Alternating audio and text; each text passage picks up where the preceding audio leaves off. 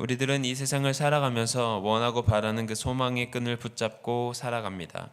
세상 사람들은 온갖 방법을 동원하여 그 소망을 이루기 위해 노력합니다. 나 자신의 만족과 유익을 채우기 위해 항상 동분서주합니다. 설령 그 원하는 바를 이루었다고 해도 다시금 다른 소원이 생기는 것은 끝없는 인간의 욕심에서 비롯된 것들입니다. 복음서에도 소망을 가지고 살아가는 많은 사람들의 이야기가 등장합니다. 그 중에서도 오늘 본문에서는 두 맹인과 말하지 못하는 사람의 이야기가 등장합니다. 예수님은 맹인들의 눈을 밝히실 때 그들의 믿음을 먼저 보셨습니다.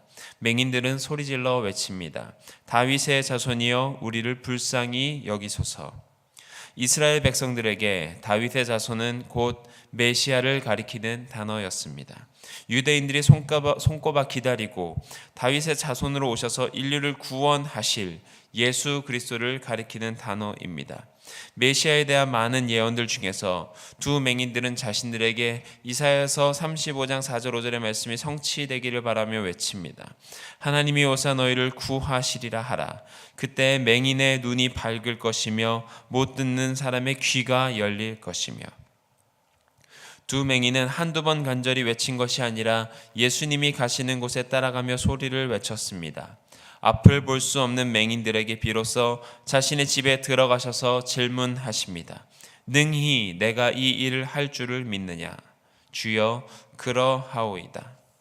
우리가 비록 볼 수 없는 눈은 가졌지만 우리의 믿음은 그리스도의 전능하신 은혜를 믿으며 이 은혜를 얻기 위해 끊임없이 다윗의 자손을 따라다니며 외쳤습니다. 이것이 우리의 믿음입니다. 주여 행하옵소서.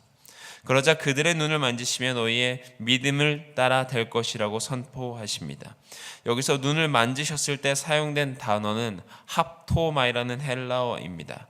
이 합토마이는 합토라는 단어에서 왔는데 원래 뜻은 접촉하다, 동이다, 고정시키다, 꼭 붙들어 매다, 육적으로 알다, 만지다 등의 뜻을 가지고 있습니다. 즉 예수님께서 두 눈을 만지신 행위는 두 맹인의 믿음의 눈을 예수님 자신에게로 고정시키고 자신에게 꼭 붙들어 매신 예수님의 권세의 행위입니다.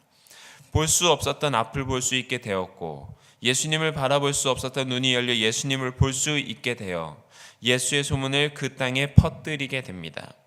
예수님께서는 그 당시 유대인들이 로마의 압제로부터 조국을 독립시켜줄 정치적 메시아를 대망하고 있었던 메시아관을 가진 대중들을 부추기는 일이 없도록 하기 위해 이 소식을 아무에게도 전하지 말라 하셨으나 두 맹인은 나가서 온 땅에 소문을 퍼뜨립니다.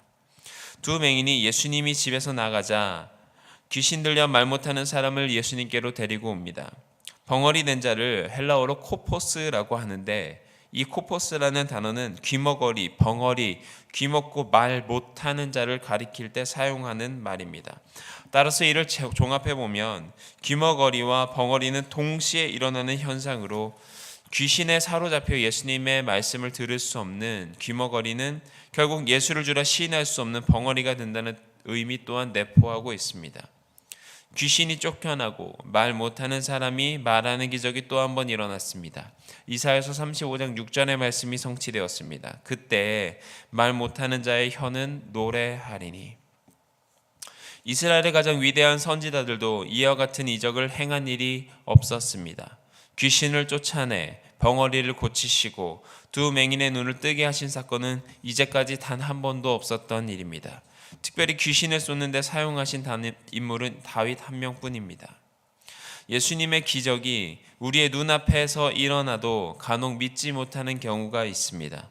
어쩌다 그런 일이겠지, 우연이겠지라는 불신앙의 모습이 있습니다.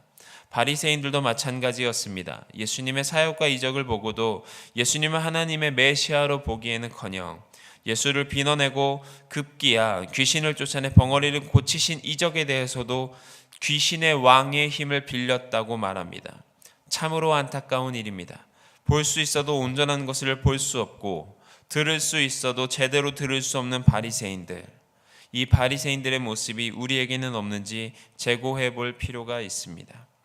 이제 예수님께서 모든 성과 마을에 두루 다니시며 그들의 회당에서 가르치시며 천국 복음을 전파하시고 모든 병과 모든 악한 것을 고치시는 이유를 중히 보아야 합니다. 36절입니다. 무리를 보시고 불쌍히 여기시는 이는 그들의 목자 없는 양과 같이 고생하며 기진함이라. 양은 목자의 음성을 들어야 합니다. 하지만 목자가 없는 이스라엘 백성들의 종교 지도자들은 사꾼 목자에 지나지 않았기 때문에 방황하는 양떼로 보였기 때문에 불쌍히 여기십니다. 이 불쌍히 여기시다라는 이 표현은 에스플랑크 크니데스데입니다. 이 말은 그 창자를 뜻하는 스플랑크논에서 왔는데 유대인들은 창자의 동정심이나 긍휼을 여기는 마음이 담겨 있다고 보기 때문에 실제적으로 이 뜻은 마음에서 우러나와 마음이 움직이셨다는 동정심에 대한 강조적 표현입니다. 그리고 고생하다라고 번역된 에스킬메노이는 살을 베끼다, 몸등을 찢다, 째다, 깊은 상처를 입히다, 괴롭히다라는 뜻으로 보호자가 없어 악한 자들에게 찍히고 상하고 괴롭힘을 당하고 시달리는 자들을 나타냅니다. 기진함으로 번역된 에린메노이는 쫓아버리다, 흩어지게 하다라는 뜻으로 버려지다, 내버려지다, 쫓겨나 뿔뿔이 흩어지다라는 의미입니다. 마치 스가랴 10장 2절을 보는 것 같습니다. 대접 드라빔들은 헛하는 것을 말하며 복술자는 진실치 않은 것을 보고 거짓 꿈을 말한 즉 그 위로함이 헛됨으로 백성이 양같이 유리하며 목자가 없으므로 곤고를 당하나니. 하지만 이제 희망이 보입니다. 즉 깊은 상처를 받으며 괴롭힘을 받아 쫓겨나 뿔뿔이 흩어진 목자 없는 양 같은 아주 불쌍한 이스라엘 백성들을 위해 예수님께서 천국 복음을 설파하셨습니다. 희망 없고 소망 없는 삶에 찾아오신 예수님의 기쁜 소식을 직접 마주하게 되었습니다. 이제 우리들이 해야 될 일은 추수하는 주인에게 추수하는 일꾼들을 보내달라 말하는 것입니다. 복음과 진리를 받아들일 준비가 된 추수할 영혼들은 많지만 일꾼들이 없습니다. 추수할 시기는 세상 끝과 그때 있을 심판을 이야기하기도 하는데 아주 적은 사람들만이 일꾼으로 추수하고 있습니다. 당시 유대 지방에는 수많은 서기관, 바리새인, 제사장, 이 종교 지도자들이 있었지만 그들은 곁에서 방관하고 있을 뿐 직접 나서서 추수하는 일꾼들이 아니었고 백성을 구원하는 참 목자가 아닌 백성들에게 무거운 짐만 지우고 그들을 보호해 주지 않는 거짓 목자였기 때문에 일꾼이 부족하다 말씀하셨습니다. 그러나 현재 시대에도 일꾼들이 부족합니다. 썬다이 크리스찬은 옛말이 되었고 지난주 목사님과 대화를 하다 보니 그 미국의 크리스찬의 정의 범주 안에 한 달에 2번 정도 교회에 나와 예배를 드리면 그 범주 안에 크리스찬이라는 이 정의가 들어간다는 이야기를 듣고 충격을 받았습니다. 이제는 주님께 기도해야 됩니다. 이 마지막 시대에 추수할 일꾼들을 보내주소서. 그리고 우리가 그 추수한 일꾼들이 되게 하여 주옵소서. 예수님의 마음은 이 마지막 시대를 보시며 말씀하십니다. 목자 없는 양과 같이 고생하며 기진함이라. 예수님은 사람들을 긍휼히 여기시고 사랑하십니다. 불쌍한 사람들을 위해 기도하라 하십니다.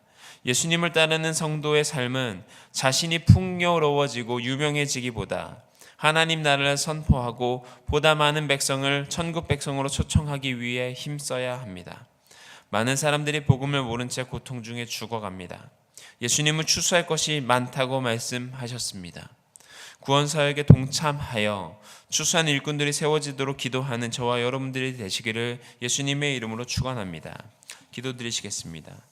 주님, 추수할 것이 많은 이때 추수한 일꾼들을 보내주시옵소서.